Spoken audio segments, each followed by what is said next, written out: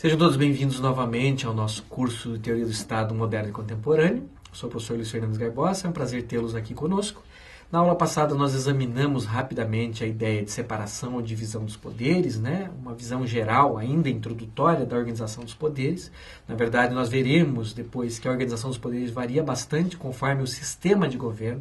Então foi só dada uma introdução muito geral à noção de separação ou divisão de poderes ou funções, contraposta à noção de unicidade ou concentração do poder e contraposta a ideia de várias separações de poderes, tripartição dos poderes em várias versões, em diferentes autores ou sistemas, e até mesmo quadripartição de poderes ou outras teorias. Nós voltaremos a falar da organização dos poderes mais adiante quando estudarmos os sistemas de governo.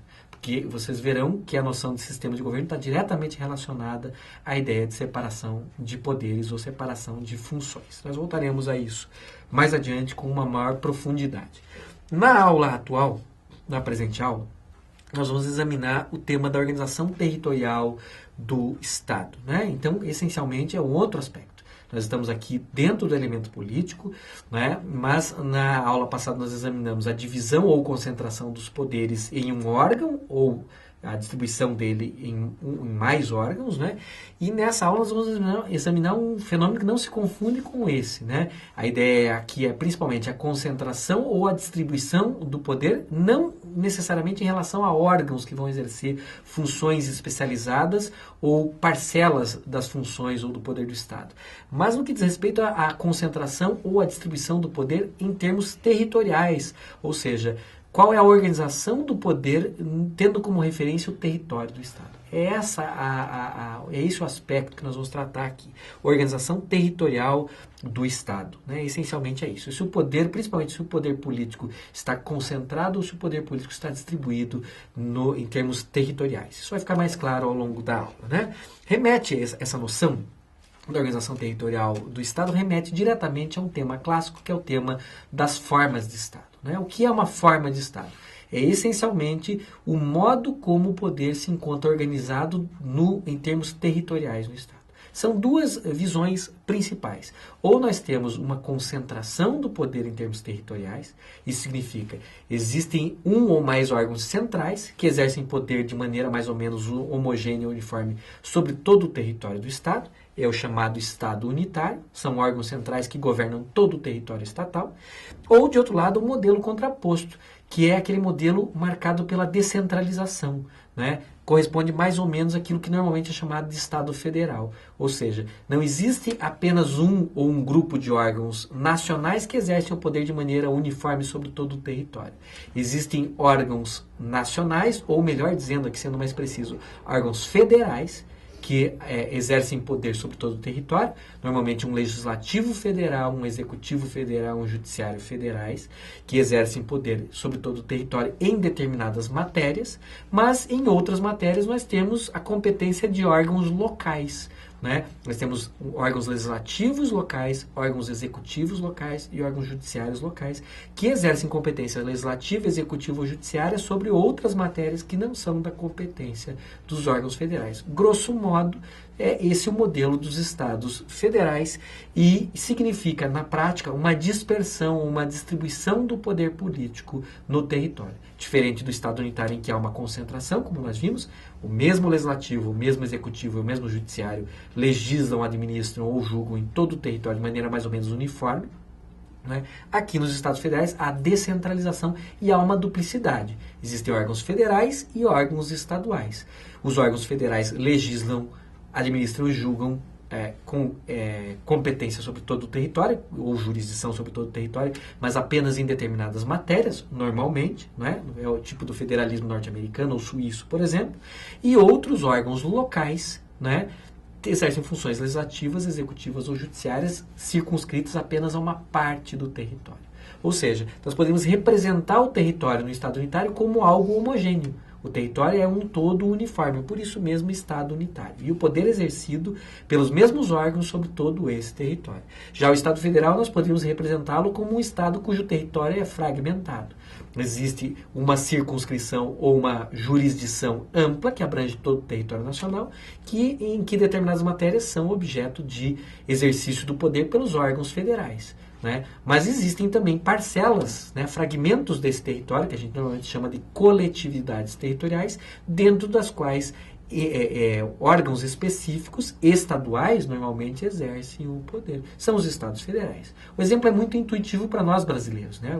A República Federativa do Brasil é, como o próprio nome diz, um estado federal. Significa que existe descentralização política, significa que os estados-membros, que não se confundem com o Estado federal, são estados federados, são membros da federação, eles exercem uma parcela de poder dentro do território, que é menor do que o poder do Estado federal, mas que também é uma parcela significativa do poder. Então, nós sabemos que cada um dos nossos estados da federação, os 26 estados da federação, tem o seu próprio poder legislativo, tem o seu próprio poder executivo, tem o seu próprio poder judiciário e exercem funções específicas que não se confundem e não entram em conflito com as funções do poder legislativo, executivo e judiciário federais que estão sediados em Brasília e que têm jurisdição sobre todo o estado, todo o território nacional, né? Os órgãos estaduais, intuitivamente, só têm competência nos limites territoriais desses estados. Então, esses dois modelos básicos aqui de organização territorial do poder.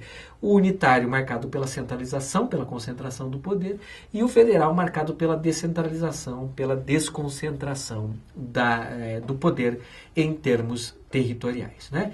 Essa é apenas uma noção geral. Várias coisas precisam ser agregadas ou aduzidas aqui.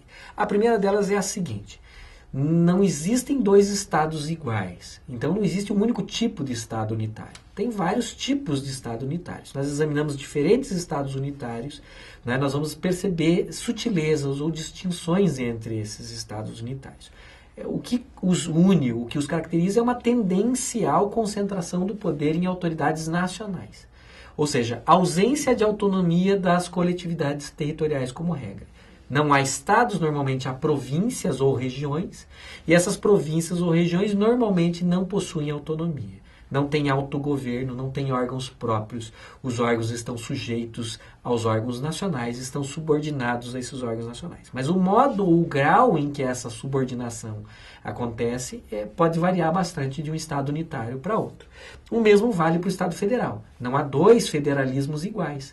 Cada federalismo é diferente um do outro. O federalismo norte-americano é diferente do federalismo suíço, que é diferente do federalismo alemão, que é diferente do federalismo brasileiro, argentino e assim por diante. Ou seja, existem diferentes tipos de federalismo, existem diferentes graus de descentralização ou desconcentração do poder, né? Nós temos federalismos mais descentralizados, como é o caso do suíço ou do norte-americano. Nós temos federalismos mais centralizados, como é o caso do federalismo brasileiro.